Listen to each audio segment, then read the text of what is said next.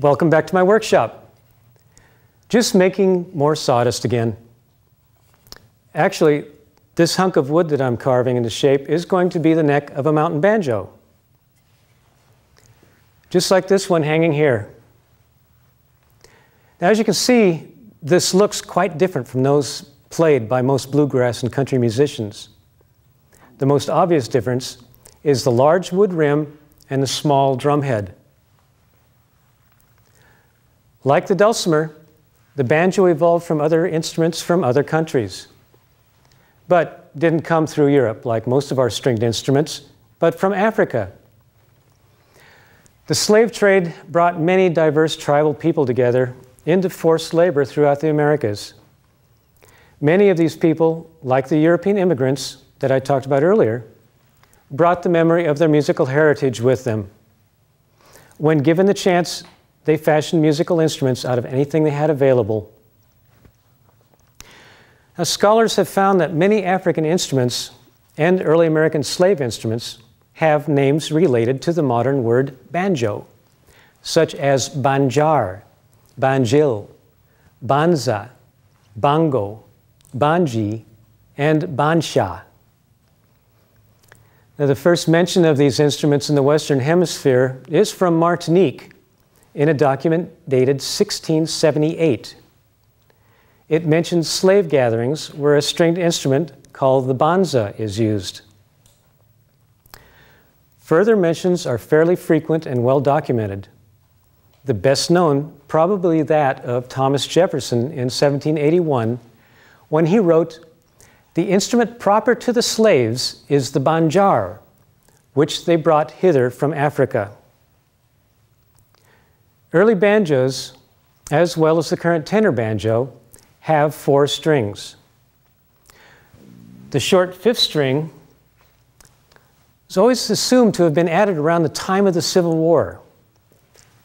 However, a recent discovery of a painting entitled "The Old Plantation," painted around 1777, shows a black gourd banjo player with the banjo having a 5th string peg halfway up the neck. But it wasn't until after the Civil War that the banjo gained popularity as a parlor instrument. It was considered, as the Boston Daily Evening Voice of 1866 said, as an instrument in the depth of popular degradation, an instrument fit only for the jig-dancing lower classes of the community. Well, you've got to remember that nearly everything was at one time banned in Boston. Now, the banjo did become quite popular and was not only used in the parlor, but in many 1920s jazz bands.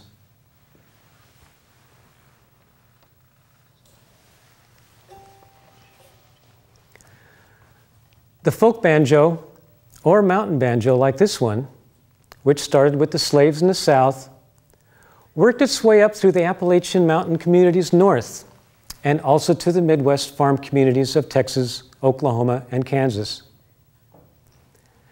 Like the early slave banjos, the mountain banjos were also built using whatever material was available, such as cigar boxes, coffee tins, and green wood cut from local trees. Some builders tried to duplicate the banjo drumhead by stretching tanned skins over bent wood rims, stovepipes, or large cans. There are examples of banjos made with goat skin, squirrel skin, and rabbit.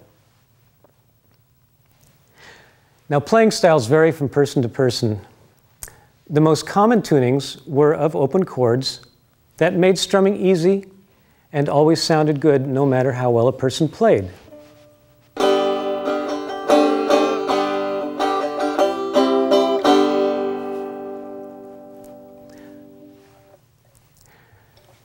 More accomplished players, a lot more accomplished than me, can fingerpick tunes.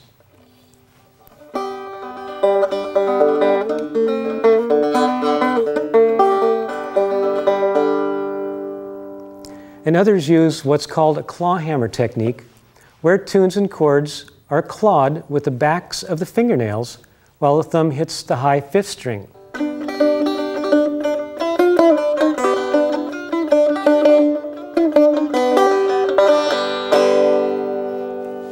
Anyway, with all that said, you can understand that there are as many different styles and ways of playing the banjo as there are players. The mountain banjos I build are based on those I've seen in several of the musical history books in my personal library. But instead of using squirrel skins or rabbit skins, or gopher, which Santa Cruz has quite an abundance of, I've found that small hand drums that I've ordered over the internet make very good resonators inside these wood rims. And to make these wood rims, I cut them roughly to size, then turn them on my lathe to make them perfectly round. Sometimes I'll carve figures or inlay decorative inlays into the front. On the head, I'll often inlay my traditional trademark man in the moon. Here I used recycled farm abalone. It's the remnants of a meal from a local restaurant. Sometimes I'll use recycled and fossil ivory or wood.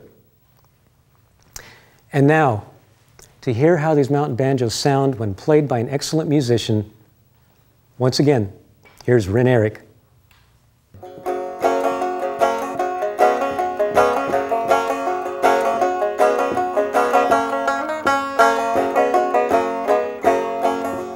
Plums are looking purple, drinking in the sunlight. The lemon's looking yellow, remembering the moonlight. Everybody's eating all in the morning light. The bees are busy buzzing on each flower inside. The peaches are all fuzzy with dew from last night's moonlight. Everybody's eating all in the morning light. The birds are in the backyard eating up the seeds. The gophers in the garden pulling down some weeds. And everybody's eating all in the morning light. The apples looking green, green, soaking up some sunlight. Some flowers looking so white, a token of the moonlight. Everybody's eating all in the morning light. The ants are busy marching, the butterflies are drunk kites. The sow bugs are all munching everything inside. And everybody's eating all in the morning light.